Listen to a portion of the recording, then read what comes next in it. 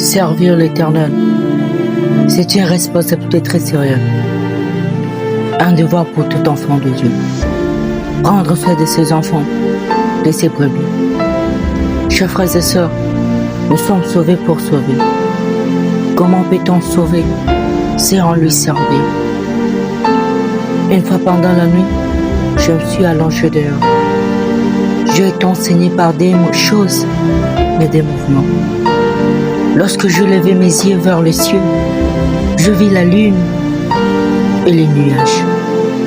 La lune éclairait toute la terre. Et dans un clin d'œil, un mouvement commença à se dérouler. Je vis les nuages qui couvraient la lune, qui éclairaient toute la terre. Malgré les nuages qui couvraient la lune éclairait toujours. Je me suis demandé pourquoi la lune éclaire toujours, même quand le nuage le couvre. Un astronaute me répond, c'est parce que la lune est un astre non lumineux, éclairé par le soleil. Cela me pousse à comprendre qu'on ne couvre pas la lune, qu'on ne couvre jamais la lumière. Une lampe n'est pas faite pour le placer en bas, sur la table, mais elle est faite pour le placer en haut, pour éclairer toute la maison. Mon frère, ma soeur, cela veut dire que le don que Dieu nous a donné, il ne les a pas donnés pour les garder, mais il nous les a donnés pour le mettre en œuvre de son service. Lève-toi, sois éclairé, car ta lumière arrive. La gloire de l'Éternel s'élève sur toi. Voici l'Éternel, le ténèbre couvre la terre et l'obscurité le peuple. Mais sur toi l'Éternel s'élève, sur toi sa gloire apparaisse. Les nations marcheront à ta lumière et les rois à l'éclat de tes rayons.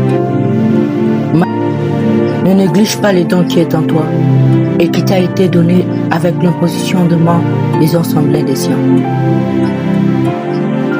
L'Esprit de Dieu est sur toi parce qu'il t'a oint pour porter une bonne nouvelle aux pauvres.